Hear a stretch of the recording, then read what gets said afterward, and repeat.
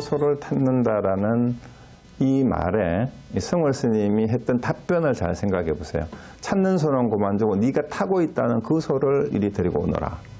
자, 그래서 우리가 눈이 원래 내한테 달려 있어서 보고 있고 지금 여기 있는데 눈이 없다고 찾는 거나 내 마음이 원래 여기에 있는데 자성이잖아요.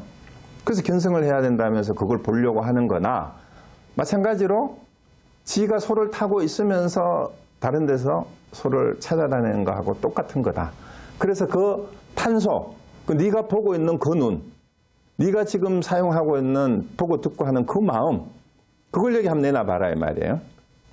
그래서 그 말에 이제 깨달았다는 얘기가 있는데요.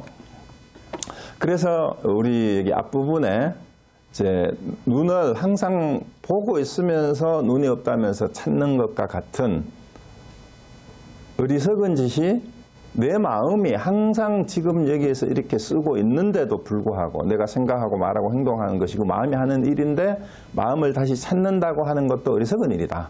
그래서 이제 마지막 부분에 이미 자기 마음인데 우리가 그것을 아는 것이 신령한 암이에요. 신령스러운 암인데 자기 마음인데 어찌 다시 알려고 할 필요가 없다라는 거예요. 그래서 다만 알려고 하면 알지 못할 것이니 왜? 알려고 하면 바깥의 대상을 향하는 게 돼요.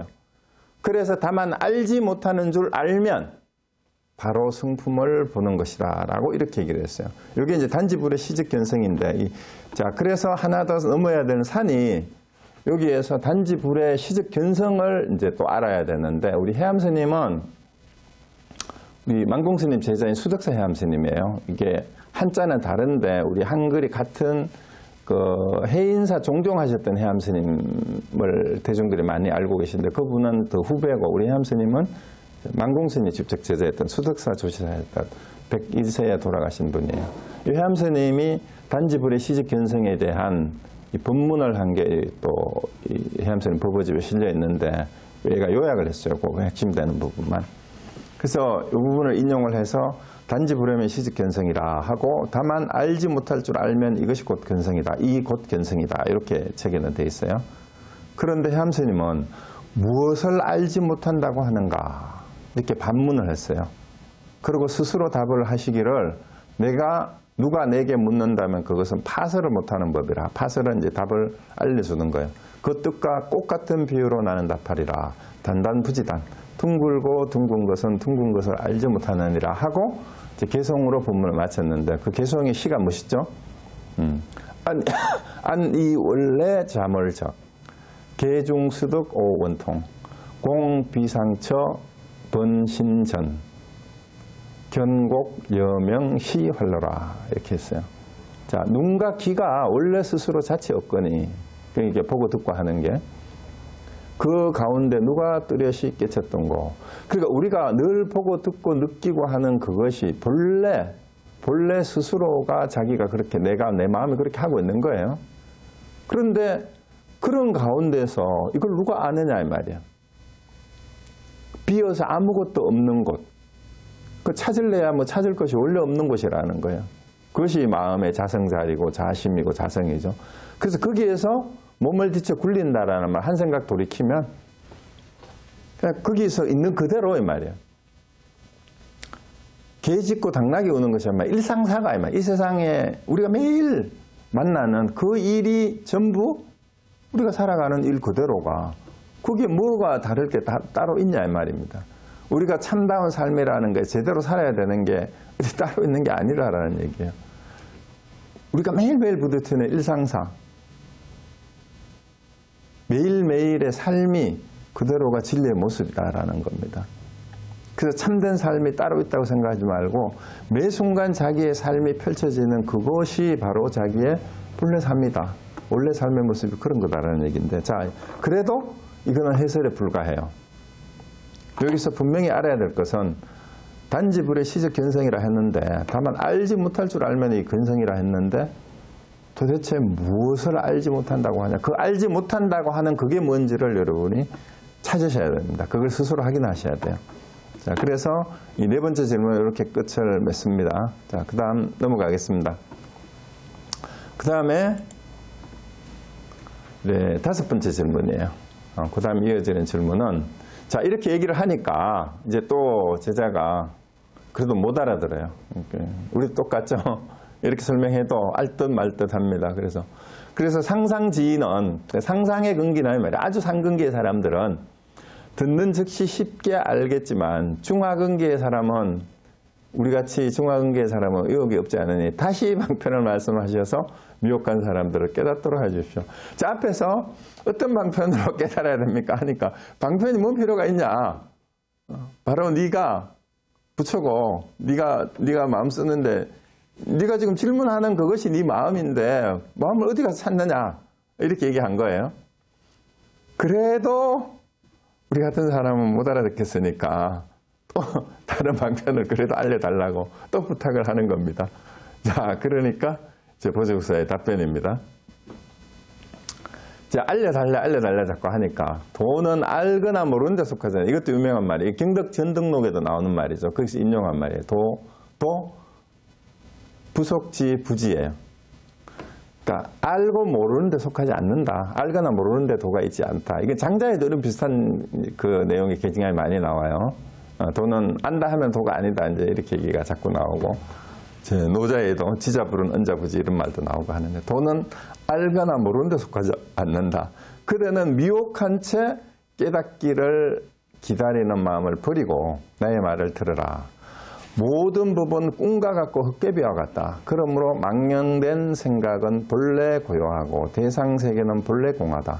자, 망령된 생각은 우리가 막 골치 아프고 복잡하고 번다 하지만 이것을 한마디로 상이나 혹은 색이라고도 할 수 있잖아요. 그거는 원래 공이에요. 그러니까 우리의 생각뿐만이 아니라 그 안이비설신이의 대상이 되는 색성량 미촉법이 진경이죠. 그것도 사실은 우리가 만들어낸, 우리가 인식하여 구성한 상에 불과하다라는 거예요. 색성량 미촉법이 다. 그러니까 본래 빈 거다 이 말이죠. 그 모든 법이 다 공한 곳에 신령한 알미 어둡지 않으니 말이에요. 그러니까 이렇게 일체 현상계에 이거 모든 법이라고 했을 때 여기는 일체 유입법이고 지난 시간에 했던 걸 말하면 존재자나 일체 현존재예요. 현존재든 존재자든 그건 현상계입니다. 그건 다 공한 거다 이 말이에요. 우리는 그게 실제가 있다고 생각하고. 그런데 모든 법이 다 공한 거기에는 진짜 제대로 아는, 진짜 이거는 알면 아는 건데 이게 아는 거라고 표현을 하긴 해야 돼. 그걸 깨달았다, 그걸 아는 거니까. 그러니까 신령스럽다라는 영자를 썼어요. 영지. 이제 그래서 그걸 수식으로 그렇게 표현한 거예요. 그게 어둡지 않다라는 말은 그러한 알면 거기에 밝게 거기 있다 이 말이야. 그걸 다 아는 밝은 지혜가 거기 있다 이 말이죠. 이 공하고 고요한 신령하게 아는 마음. 자, 여기에 그 원문은 뭐라고 했어요? 이 공하게 신령하게 아는 마음이 그 둘째 줄에 마지막 부분 공적 영지지심이라 했어요. 공적 영지심.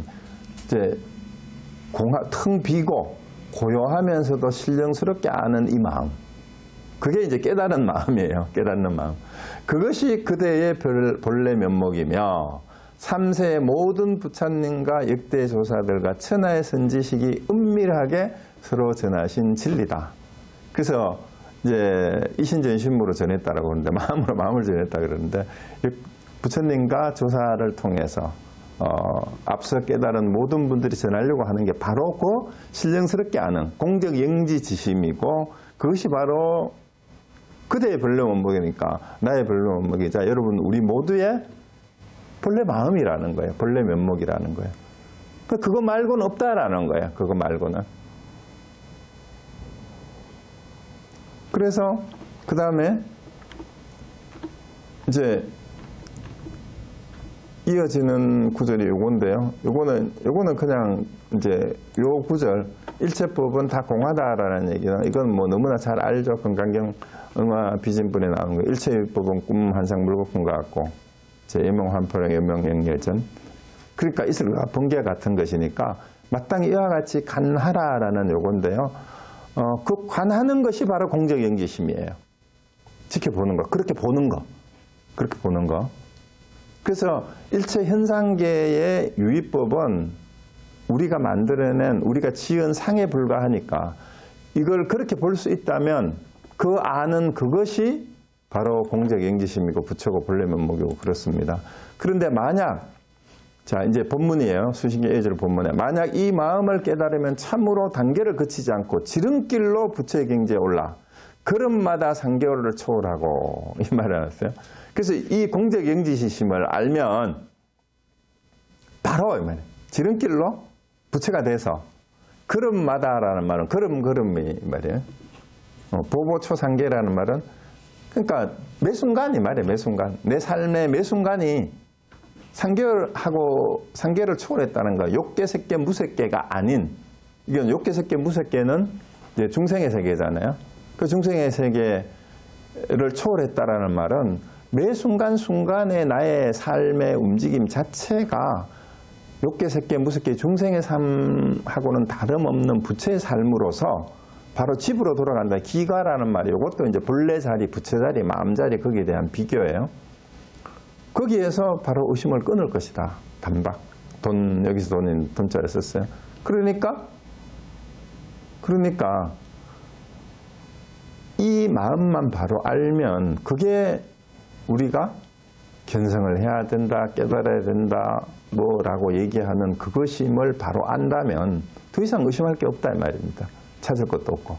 그리하여 인간과 천상의 스승이 되어 자비와 지혜가 서로 도와 자기와 남을 모두 이롭게 함으로 그 자리 이타죠. 자리 이타. 인간과 천상의 공양을 하루에 만량의 황금을 능히 쓸어 받을 만큼 받게 될 것이다. 이거는 그냥 비유예요.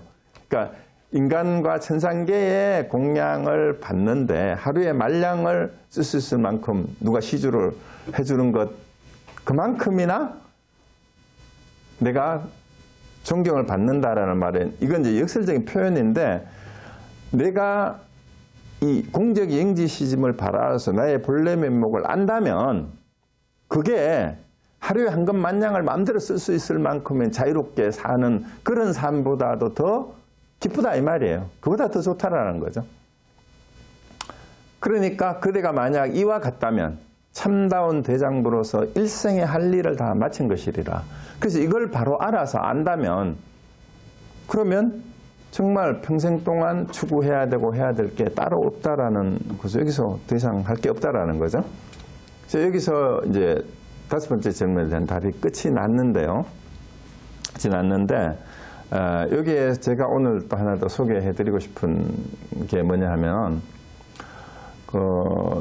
실제로 이 화두를 가지고 여러 스님이 고생했다는 얘기도 있고 또 뭐 인터넷에도 보니까 그걸 가지고 막 논쟁을 하는 그 웹사이트가 우연히 보니까 있더라고요. 그러니까 뭔 내용이냐 하면 여기 칠판에 주게.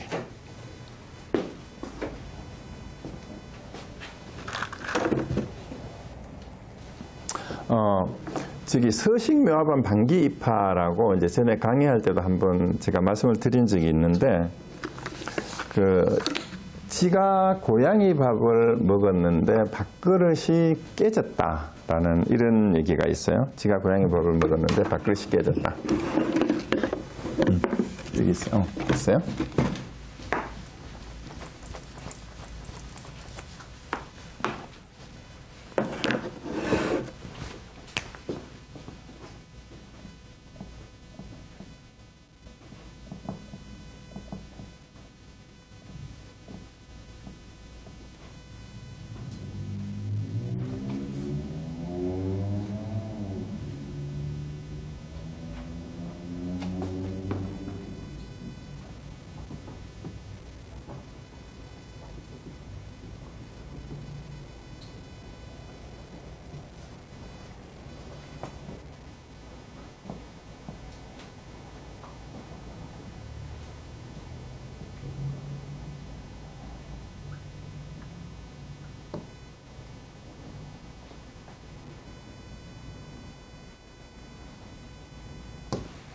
서식묘화가 관계비입파. 이 서식은 지서자죠. 서식, 지가 고양이라는 뜻이에요. 지가 고양이 밥이에요. 고양이 밥을 먹었는데 밥그릇이 깨졌다. 여기 이자입니다. 이미 이자.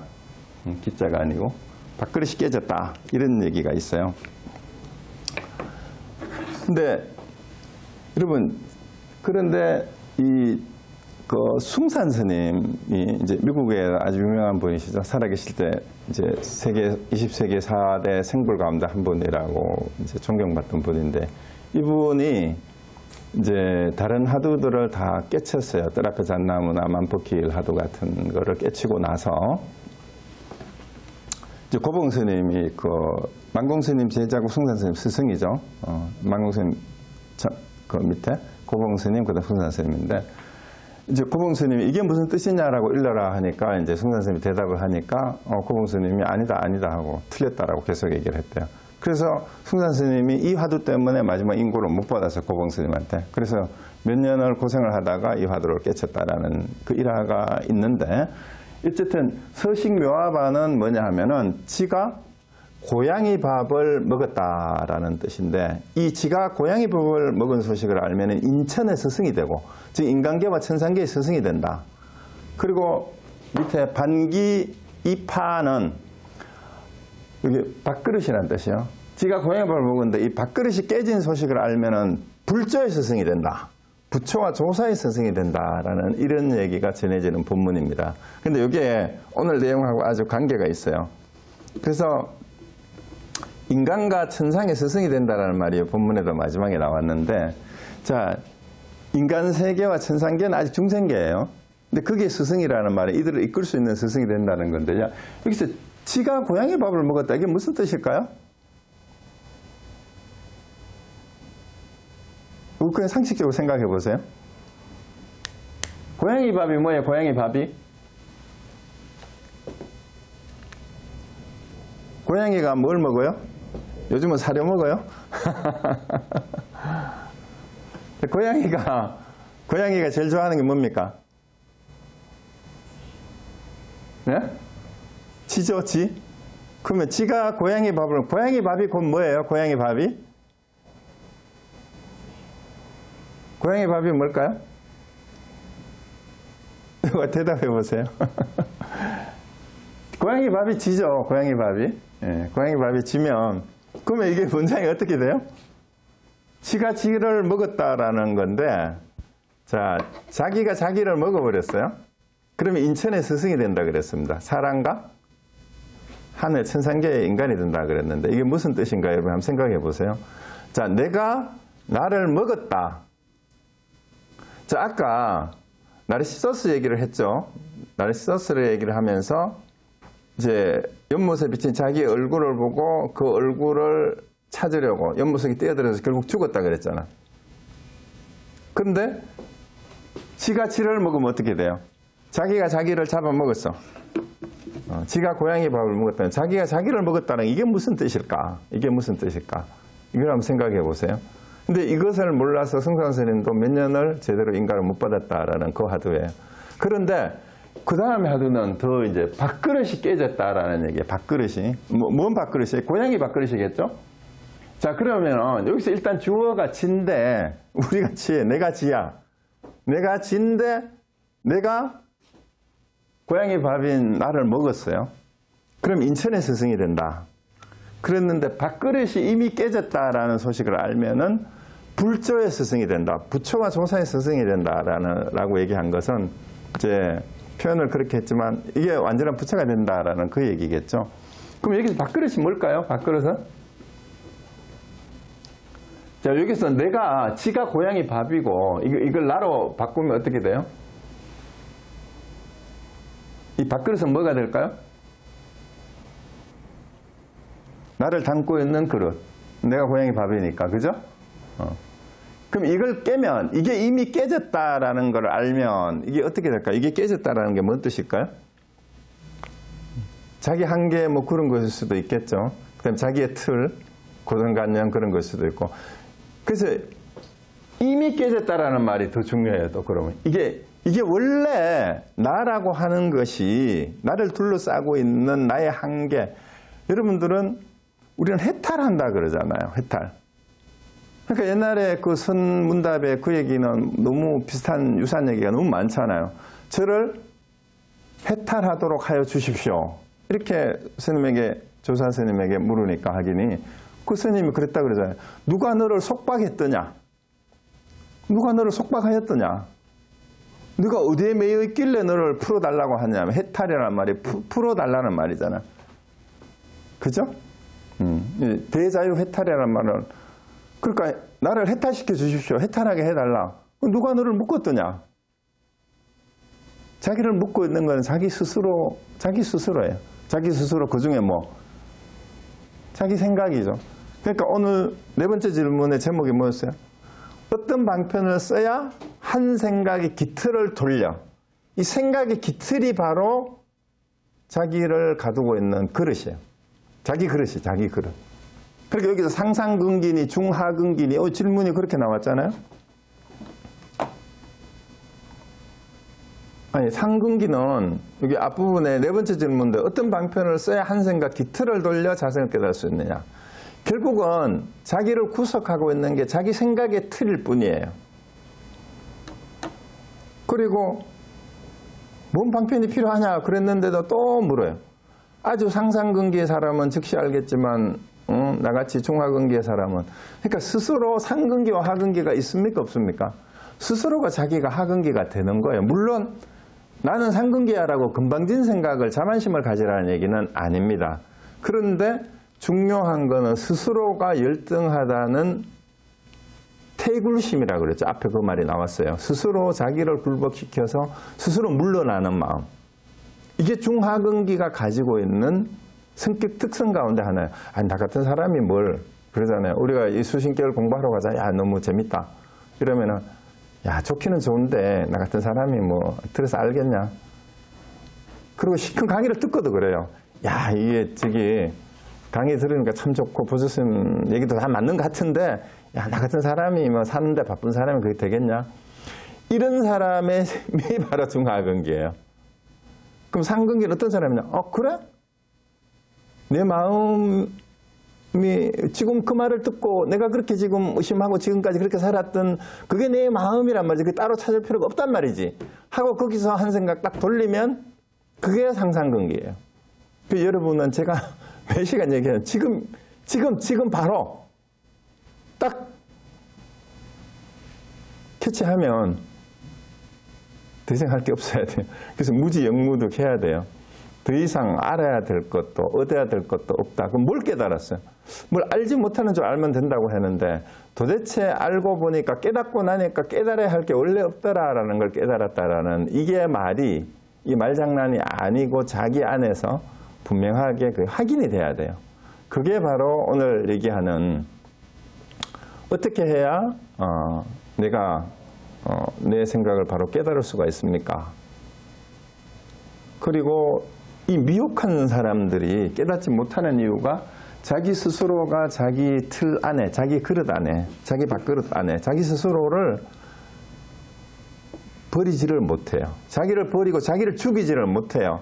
그 자기를 죽인다라는 말은 뭐예요? 가짜거든. 그러니까 나르시시스가 연못에 빠져 죽는 거는 연못에 비친 상이 진짜가 여기 있는데 바보같이 자기가 누구하고 사랑에 빠졌어요? 연못에 비친 상에 사랑에 빠져가지고 그 상을 찾아서 연못에 뛰어 들어가지고 죽어요. 그게 우리 보통 사람들의 삶이고 불나방 같은 삶이에요. 불나방이 불을 찾아서 쫓아들잖아. 그런데 그 찾아야 될 게 연못에 뛰어들 필요도 불에 불타는 거기에 뛰어들 필요도 없이 내가 원리에 찾아야 될 게 원래 여기 내 안에 갖춰져 있다. 그리고 지금 여기에 이렇게 내가 그렇게 하고 있다라는 걸 바로 알면 더 이상 추구해야 될 것도 할 것도 없다라는 그 얘기예요. 그래서 그때부터 정말로 자유로운 삶이 시작이 된다. 왜? 그때부터 모든 것이 창조하는 삶이 돼. 스스로 하는 게 되니까. 그 모든 것을 스스로 말미암는 거기 때문에 모든 행동을 자기가 책임지는 거예요. 그게 자유죠. 자유. 스스로 말미암는 거. 스스로 말미암지 못하면 자기 스스로 자기 삶을 책임지지 못하면 그건 자유로운 사람이 아니에요. 그리고 이 자유로운 삶, 해탈된 삶, 어디에도 속박됨이 없는 삶이기 때문에 틀이 없기 때문에 매 순간 하는 것이 창조예요. 그게 기독교의 창세기의 비밀이기도 해요. 그럼 어떻게 해요? 말씀으로 요한복음은 태초에 말씀이 있었는데 말씀이 하나님과 함께 계셨고 그 말씀이 곧 하나님이라. 말의 쓰임이에요. 말 쓰는 거. 그러니까 해탈된 자유로운 사람만이 내 생각을 하고 말을 하는 그대로가 내 삶이 그대로 펼쳐지는 게 여러분 눈에 보이는 현존재적 삶으로서 보이는 건 현존재로 드러나거든. 매 순간 존재는 모양이 아닌데 내가 말하고 행동하고 움직이는 거는 존재가 그렇게 내 마음이 존재를 마음으로 바꾸면 돼. 본래 마음, 본래면 뭐 자성. 그게 그렇게 하고 있는데 그건 매 순간 찰나생 찰나멸로 그렇게 진행되고 있는 건데 그걸 고정된 관념으로 틀을 가지고 보면 그게 존재자의 이해예요. 우리가 일상적으로 하는 인과적인 이해. 항상 시공간을 가지고 비교를 하는 거죠. 근데 그것만 딱 버리고 나면 매 순간의 삶이 그냥 펼쳐질 뿐. 그래서 오직 모를 뿐은 안다 모른다에 모른다라는 얘기가 아니에요. 오직 모를 뿐 하니까 뭐 나는 몰라. 그게 오직 모를 뿐이 아닙니다. 안다 모른다 하고 관계없는 그냥 몰라요. 이 몰라는 조주가 계획의 불성이 있습니까? 한 데서 무가 없다는 뜻하고 아무 관계가 없는 무하고 똑같은 거예요. 그래서 여러분 오직 모를 뿐. 그게 단지 불효면 시직견성이라. 다만 알지 못하는 줄 알면 그것이 곧 견성이다. 그래서 무엇을 도대체 알지 못한다는 말인가. 그 답답하죠. 그래서 그걸 아시면 되는데 오늘 보조국사의 수신결의 내용에 그 답이 다 있고 제가 수차례 말씀을 드렸는데 그래도 저는 또 안 돼요. 그러면은 중앙근기의 사람은 의욕이 없지 않으니 다시 방편을 말씀해서 미혹한 사람을 깨닫게 해주십시오. 할 수 없어요. 어떻게 해야 돼요? 점차로 해야 돼요. 점차로 해야 돼. 그게 안 되면 오늘 도노를 못했으면 그럼 어떻게 해야 돼요? 그럼 포기하고 아무것도 안 하면은 그게 그냥 깨달음의 삶이 그냥 펼쳐지냐? 그건 아니죠. 포기를 한다라는 건 그런 의미가 아니고 그러면 더 이상 닦을 게 없다라는 거는 이제 매 순간 현존재적으로 자기가 살 수 있을 때 그 얘기가 하는 거고 그렇게 안 되는 사람은 어떻게 해야 돼요? 역시 또 계속 해야 돼요. 계속 노력하셔야 됩니다. 계속 연습해야 돼요. 어쩔 수 없습니다. 그래서 확철되어 하지 못했거든. 끊임없이 또 본문도 듣고 화두를 참고해서 그거를 자기 스스로 점검해서 재밌다. 정말 재밌네. 이렇게 사라지는구나 하는 거를 알면서 자기 삶이 이끌어질 때까지 공부를 계속 해야 되고 그걸 놓치지 말아야 돼요. 그래서 그걸 놓치지 말라는 것이 현실 속에서의 수행자는 보통 사람들하고 마찬가지로 우리 보조국사가 얘기했듯이 우리 생활 속에서 우리의 욕망과 습기가 그냥 남아있기 때문에 깨달은 마음으로 그걸 기준으로 해서 끊임없이 자기 생활이 깨달음에 어긋나지 않도록 계속 해 나가야 된다라는 게 보조국사가 말하는 도노 후 점수예요. 그래서 그거는 게을리한다고 되는 게 아니고 오늘 제 얘기를 듣다 뭐 더 이상 할 게 없대. 근데 이게 정말 되면 하실 필요가 없죠. 하실 필요가 없는 게 아니라 정말 되는 사람은 창조적으로 매 순간 살아요. 이미 자기가 주인공으로서. 근데 그게 안 되면 다시 또 그 다음 진도가 또 궁금하죠. 보조국사가 그 다음에는 또 어떻게 얘기를 하는지 또 봐야 됩니다. 그래서 다음에 또 만납시다. 마치겠습니다.